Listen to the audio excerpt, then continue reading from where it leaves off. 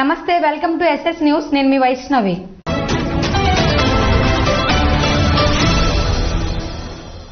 నరాల బలహీనత వల్ల నడవలేకపోతున్న వ్యక్తికి 10,000 ఆర్థిక సాయం చేసిన వ్యాపారస్తులు. కమిటీ మండలంలోని కపాస్కుడ్డి గ్రామానికి చెందిన కర్రి గణపతి గత 6 నెలల నుంచి నరాల బలహీనత వల్ల నడవలేకపోతున్నారు. కుటుంబ పరిస్థితుల దృష్ట్యా చికిత్స పరంగా ఆర్థిక ఇబ్బంది ఉండటం వల్ల కపాస్కుడ్డి గ్రామానికి చెందిన చేపల వ్యాపారస్తులు బడే మాధవరావు, పాండవ తారకేశ్వరరావు 10,000 రూపాయలు ఆర్థిక సహాయాన్ని అందించారు. ఈ కార్యక్రమంలో గ్రామ పెద్దలు పాల్గొన్నారు.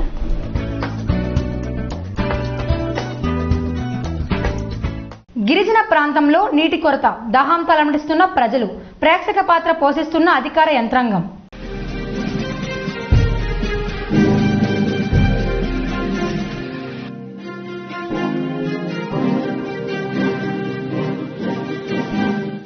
పాతపట్నం నియోజకవర్గ పరిధిలో గల మెళియాపుట్టి మండలంలోని గేదెల పోలూరు గ్రామంలో తాగునీటి కోసం గిరిజన ప్రజలు తీవ్ర ఇబ్బందులు పడుతున్నారు. అయితే ఇది వరకు పలు పత్రికల్లో వార్తలు వెలువడడంతో 2 నెలల క్రితం బోరు వేయడం జరిగింది. కానీ బోర్ నీరు రాకపోవడంతో ప్రజలకు ప్రస్తుతం తాగునీటి కోసం తీవ్ర ఇబ్బందులు పడుతున్నామని గ్రామ ప్రజలు ఆవేదన వ్యక్తం చేస్తున్నారు. సంబంధిత అధికారులు తక్షణమే స్పందించి తమకు తాగునీటి వసతి కల్పించాలని కోరుతున్నారు.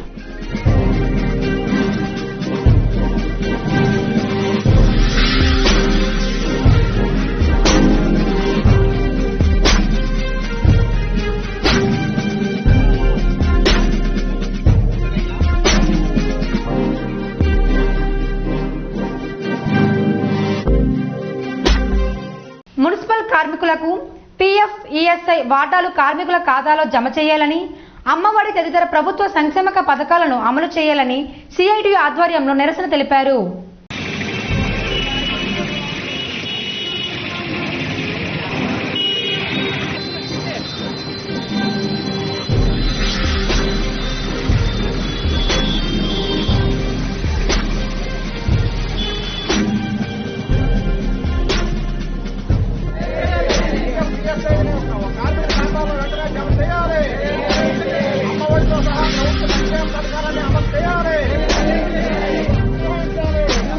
శ్రీకాకుళం మున్సిపాలిటీ కార్మికుల హక్కుల నిమిత్తం సిఐటియు జిల్లా ప్రధాన కార్యదర్శి P Tejeswara Rao, AP municipal workers and employees federation జిల్లా నాయకులు ఎన్ బలరాం, ఏ గణేష్ మున్సిపల్ కార్మికులకు ఆఫ్కోర్స్ వద్దు, పర్మనెంట్ కావాలి, పీఎఫ్, ఈఎస్ఐ వాటాలు కార్మికుల ఖాతాల్లో జమ చేయాలని, అమ్మఒడి తదితర ప్రభుత్వ సంక్షేమ పథకాలను అమలు చేయాలని కోరుతూ రాష్ట్ర వ్యాప్త పిలుపులో భాగంగా మంగళవారం శ్రీకాకుళం మున్సిపల్ కార్యాలయం ఎదుట municipal workers and employees federation ఆధ్వర్యంలో ధర్నా నిర్వహించారు.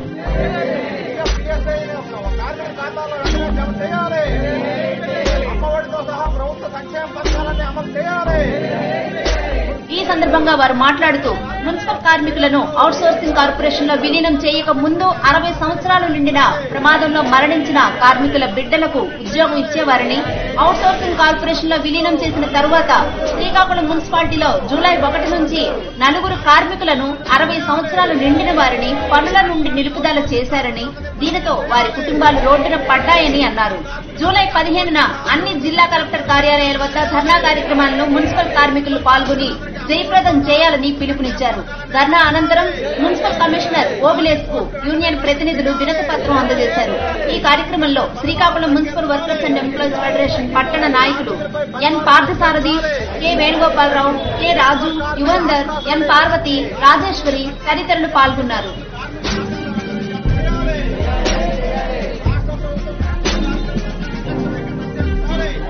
కొత్త జాబ్ క్యాలెండర్ విడుదల చేయడంలో కేంద్ర రాష్ట్ర ప్రభుత్వాలు వైఫల్యం చెందాయని అఖిల భారత విభజన సమైక్య నిరసన తెలిపింది.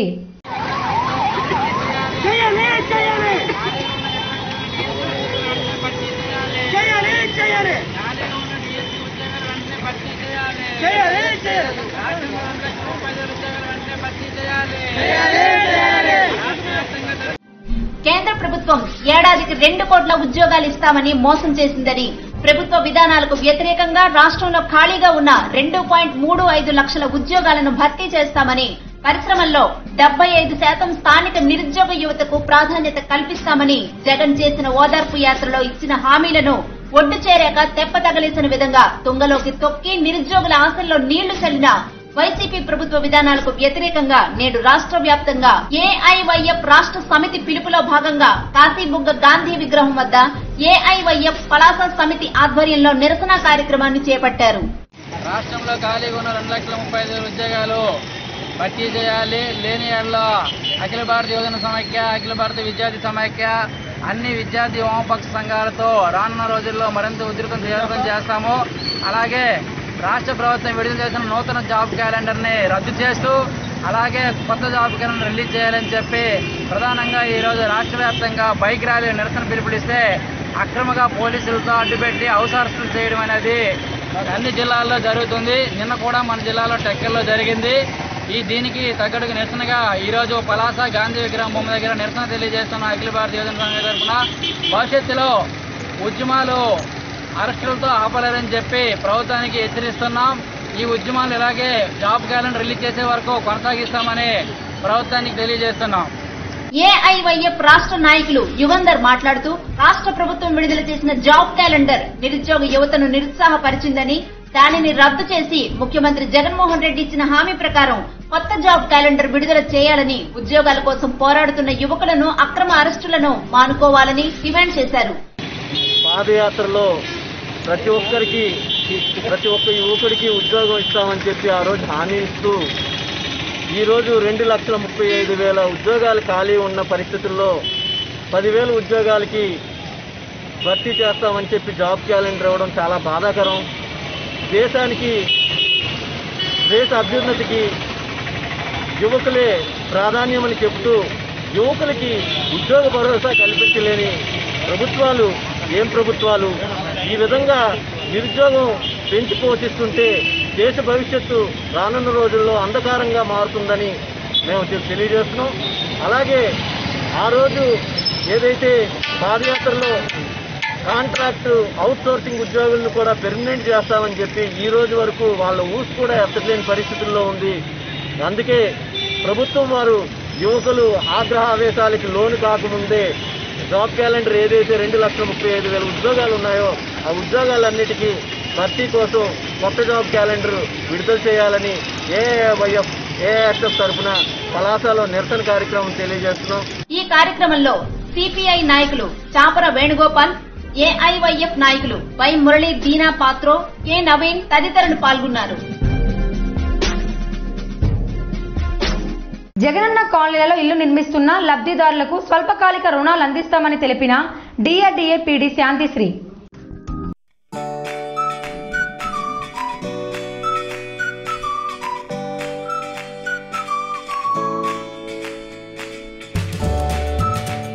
రాష్ట్ర ప్రభుత్వం ఆదేశాల మేరకు గ్రామాల్లో ప్రభుత్వం కేటాయించిన స్థలాల్లో చేపడుతున్న కాలనీ లబ్ధిదారులకు ఇళ్ల నిర్మాణం నిమిత్తం స్వల్పకాలిక రుణాలు అందించనున్నామని డిఆర్డీఏ పీడీ బొడ్డేపల్లి శాంతిశ్రీ పేర్కొన్నారు. మంగళవారం పోలాకి మండలంలోని వెలుగు కార్యాలయాన్ని ఆమె సందర్శించి సిబ్బందితో సమావేశమయ్యారు. ఈ సందర్భంగా ఆమె మాట్లాడుతూ జగనన్న కాలనీ లబ్ధిదారుల జాబితా ఇవ్వాలని, ముందుగా కాలనీ మంజూరైన ప్రదేశంలో లబ్ధిదారుడు ఇళ్లు నిర్మించినట్టు ఫోటో ద్వారా అధికారులు ధృవీకరణ పత్రం అందిస్తే వారిని ప్రోత్సహించేందుకు డిఆర్డీఏ ద్వారా ప్రత్యేక రుణాలు అందిస్తామన్నారు. జిల్లాలో మహిళా స్వయం శక్తి సంఘాలను ఆర్థికంగా బలోపేతం చేసే దిశలో చేయూత పథకం ద్వారా నిధులు మంజూరు చేశామన్నారు. ఆమె వెంట జిల్లా మహిళా సమాఖ్య అధ్యక్షురాలు కరివి రాజేశ్వరి, వెలుగు ఏపీఎం గోరు రాజారావు, కోశాధికారి సత్యవతి తదితరులు ఉన్నారు. అనంతరం కాలనీ ఇళ్ల శంకుస్థాపన కార్యక్రమాన్ని పరిశీలించారు.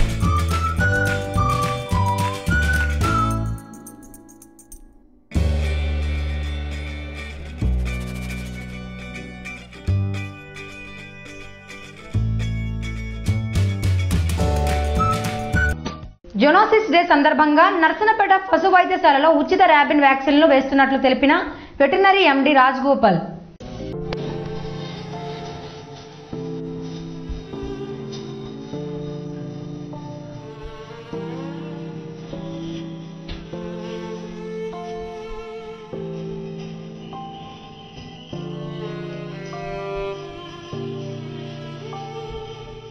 ప్రపంచ జూనోసిస్ దినోత్సవాన్ని మంగళవారం నిర్వహించామని నరసనపేట పశు సంవర్ధక శాఖ ఏడీ రాజగోపాల్ తెలిపారు. నరసనపేట నియోజకవర్గంలోని నరసనపేట పోలాకి మండలాల వెటర్నరీ పోలీ క్లినిక్ లో కుక్కలకు ర్యాబిస్ వ్యాధి నిరోధక టీకాలను ఉచితంగా అందించామని అన్నారు. పశువుల నుంచి మనుషులకు సోకే అంటువ్యాధులను యూరోటిక్ వ్యాధులని అంటారని, వీటిపై ప్రజల్లో అవగాహన కల్పించేందుకు నియోజకవర్గంలోని అన్ని పశువుల ఆసుపత్రుల్లో టీకాలు వేయించడంతో పాటు అవగాహన కార్యక్రమాలు చేపడుతున్నట్టు తెలిపారు.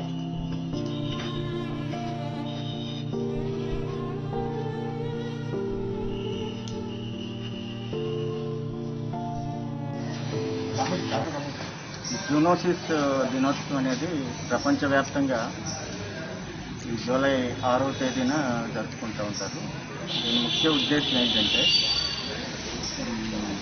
పశువుల నుంచి కానీ పక్షుల నుంచి కానీ అంటే మనం పెంచుతున్న పశువులు మన డొమెస్టిక్గా పెంచే ఇళ్ళ దగ్గర పెంచేది లేదా మన ఆర్థిక అవసరాల కోసం పెంచుకునే పశువులు కానీ పక్షులు కానీ వాటి నుంచి మానవులకి సంక్రమించే వ్యాధులు వీటిని ఎలాగ నివారించుకోవాలి అది అనే ఉద్దేశంతో ప్రతి సంవత్సరం జూలై 6వ తేదీన జూనోసిస్ దినోత్సవాన్ని ప్రపంచవ్యాప్తంగా జరుపుకుంటారు. ఇది ఉదాహరణకి ఆవులు గేదెల నుంచి అయితే పూర్వం టీబీ అనే ఒక వ్యాధి సంక్రమిస్తూ ఉండేది. ఈ టీబీ అనేది అంటే క్షయ అంటారు కదా, ఈ క్షయ అనేది కూడా పశువుల ద్వారా మనుషులకి ఆ పాలు పెట్టుకున్నప్పుడు అలా చేస్తున్నప్పుడు వస్తూ ఉండేది. అది రైతులందరికీ బాగా అవేర్నెస్ క్రియేట్ చేసి దాని మీద సక్రమంగా అన్ని విధాలుగా ఈ నివారణ చర్యలు తీసుకోవడం వల్ల ఇప్పుడు అది ఆ సంక్రమణ అనేది తగ్గింది. ఇక ముఖ్యంగా మనకి ఈ కుక్కలు పెంచుకోవటం అనేది మనకి అది చాలా ముఖ్యమైన కార్యక్రమం కాబట్టి మానవ జీవితంలో ఈ కుక్కలకి రేబిస్ అనేది ఒక వ్యాధి ఉంటుంది. ఈ రేబిస్ అనే వ్యాధి చాలా ప్రాణాంతకమైనది.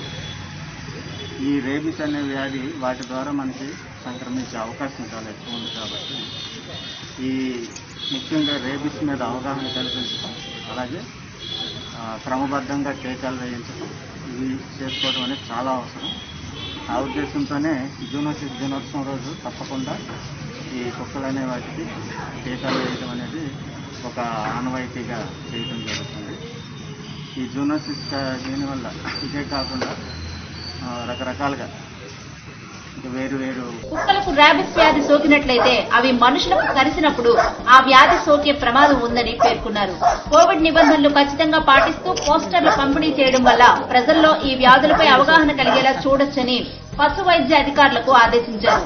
ముఖ్యంగా పెంపుడు కుక్కలు పెంచే యజమానులు ర్యాబిస్ వ్యాధి టీకా వేయించుకోవాలని పిలుపునిచ్చారు.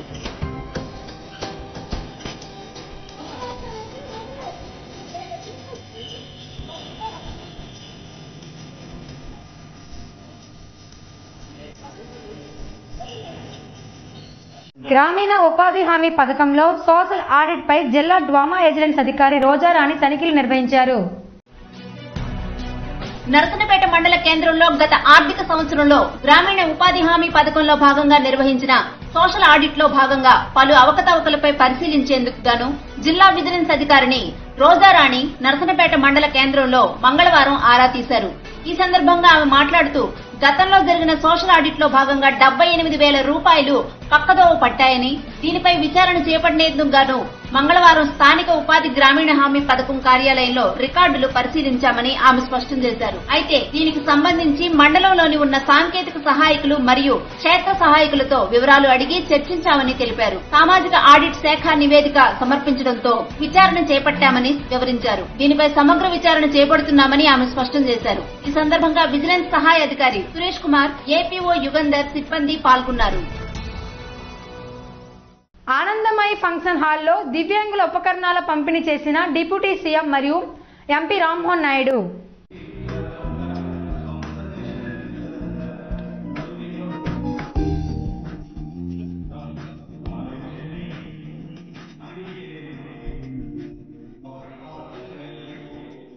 శ్రీకాకుళం జిల్లాలో దివ్యాంగులకు ఎంపీ నిధుల నుండి ఉపకరణాలు పంపిణీ చేసే కార్యక్రమంలో ముఖ్య అతిథులుగా deputy CM Dharmana Krishnadas, MP Kinjarapu Rammohan Naidu పాల్గొన్నారు.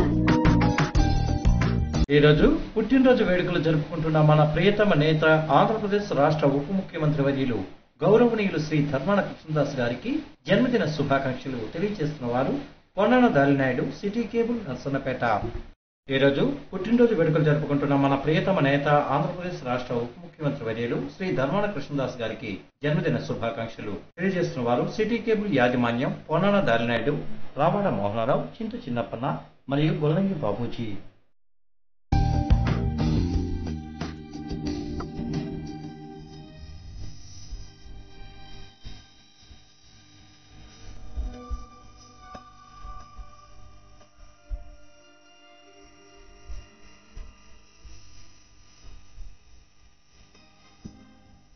ఈ సందర్భంగా రాష్ట్ర ఉప ముఖ్యమంత్రి, రెవెన్యూ శాఖ మంత్రి ధర్మాన కృష్ణదాస్ మాట్లాడుతూ సుమారు 3 కోట్ల రూపాయలతో పార్లమెంటు సభ్యులు నిధుల నుండి వివిధ పరికరాలను కొనుగోలు చేసి జిల్లాలోని విభిన్న ప్రతిభావంతులకు పంపిణీ చేయడం అనేది ఒక మంచి కార్యక్రమమని పార్లమెంటు సభ్యులు కె రామ్మోహన్ నాయుడిని ఆయన అభినందించారు.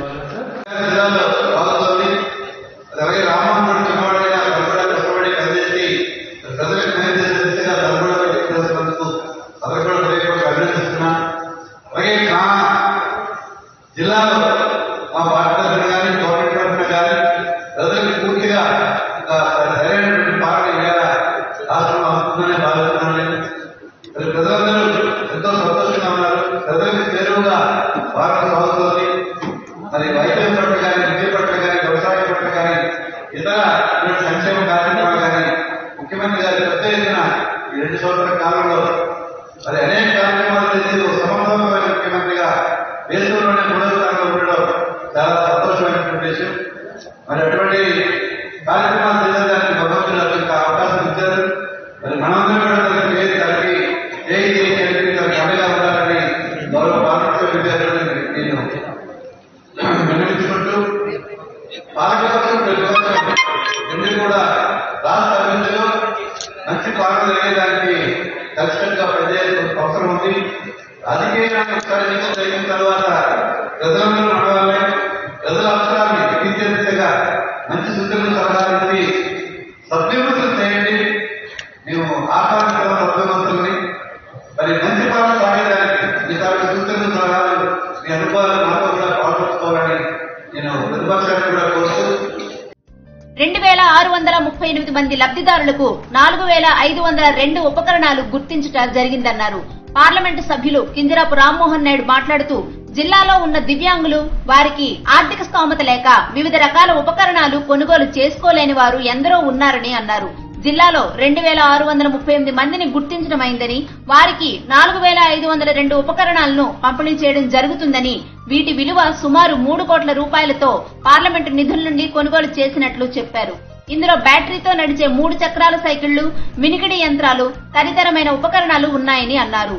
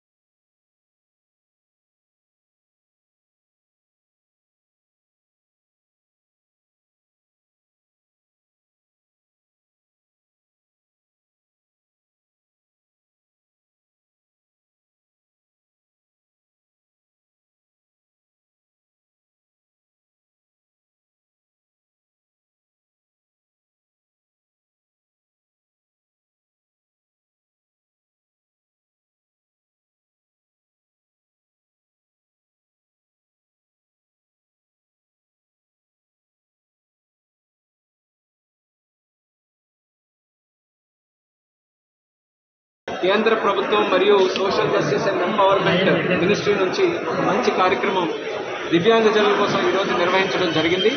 మరి కేంద్ర ప్రభుత్వం కొన్ని పథకాలు దివ్యాంగుల కోసం ఏవైతే సృష్టించారో అటువంటి పథకాలు శ్రీకాకుళం జిల్లాలో అమలు చేయాలని నా వంతుగా నేను కృషి చేసి మంత్రి గారికి రిక్వెస్ట్ చేసిన తర్వాత స్పెషల్ క్యాంప్స్ ఇక్కడ కిందటి సంవత్సరం కరోనా రాకముందు పెట్టి ఇక్కడ ఉన్నటువంటి దివ్యాంగులందరినీ కూడా ఐడెంటిఫై చేసి వాళ్ళకి ఎటువంటి పరికరాలు కావాలన్నీ కూడా నోట్ చేసుకోవడం జరిగింది. తదుపరి మరి వాళ్ళందరికీ కూడా సుమారు 2437 మంది ఈరోజు దివ్యాంగజనులు మన జిల్లాలో ఉన్నారని తెలిసి వాళ్ళకి 5000 వరకు పరికరాలు రకరకాలైనటువంటివి. అలాగే నాకు గర్వంగా ఏమున్నదంటే ఇటువంటి కార్యక్రమంలో నేను కూడా భాగస్వాములై మరి మా ఎంపీ ల్యాడ్స్ నుంచి 30 లక్షల రూపాయలు నేను కూడా మరి ఇవ్వడం జరిగింది. దాని ద్వారా ట్రైసైకిల్స్ మొట్టమొదటిసారిగా మన శ్రీకాకుళం జిల్లాలో ట్రైసైకిల్స్, బ్యాటరీ పవర్ ట్రైసైకిల్స్ ని ఈరోజు డిస్ట్రిబ్యూట్ చేస్తున్నాం. అది ముఖ్యంగా దివ్యాంగజనులు ఎవరైతే ట్రైసైకిల్స్ మాన్యువల్ వాడేవారో వాళ్ళందరికీ కూడా చాలా చాలా ఉపయోగకరమైనటువంటివి. దానితో పాటు హియరింగ్ కిట్స్ కానీ, వాకింగ్ స్టిక్స్ కానీ, మరి రకరకాలైనటువంటివి వాళ్ళకి ఎటువంటి పరికరాలు కావాలో కేంద్ర ప్రభుత్వం తాలూకా అలింకో సంస్థ ద్వారా ఈ కార్యక్రమాన్ని చేయడం జరుగుతుంది. మరి కేంద్ర మంత్రివర్యులు తావర్చంద్ గెహ్లోట్ గారు ఆయన కూడా పెద్ద మనసుతో వర్చువల్ గా ఈ మీటింగ్ అటెండ్ అయ్యారు. అది ఒక రకంగా చెప్పుకోవాలంటే ఈ రోజే ఆయన కర్ణాటకకి గవర్నర్ గా కూడా పదవి తీసుకోబోతున్నారు. కాబట్టి ఆఖరి ప్రోగ్రాం ఎలాగైనా సరే ఇటువంటి మంచి ప్రోగ్రాం అటెండ్ అవ్వాలని చెప్పి శ్రీకాకుళం జిల్లాతో ఆయన ఉన్నటువంటి అనుబంధాన్ని కూడా షేర్ చేసుకుని ఈ యొక్క కార్యక్రమాన్ని అటెండ్ అవ్వడం జరిగింది.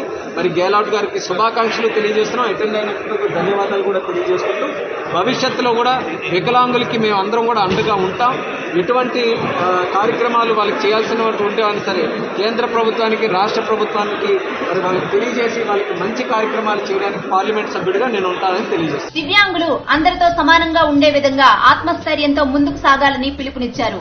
ఈ కార్యక్రమంలో జిల్లా నుండి జిల్లా joint collector Sumit Kumar, virtual విధానంలో ఢిల్లీ నుండి సామాజిక న్యాయ మరియు సాధికారత శాఖ సంయుక్త కార్యదర్శి డాక్టర్ ప్రబోధ్ షేత్ తదితరులు మాట్లాడారు. అనంతరం రాష్ట్ర ఉప ముఖ్యమంత్రి, రెవెన్యూ శాఖ మంత్రి ధర్మాన కృష్ణదాస్, పార్లమెంటు సభ్యులు కింజరాపు రామ్మోహన్ నాయుడు దివ్యాంగులకు ఉపకరణాలు అందజేశారు.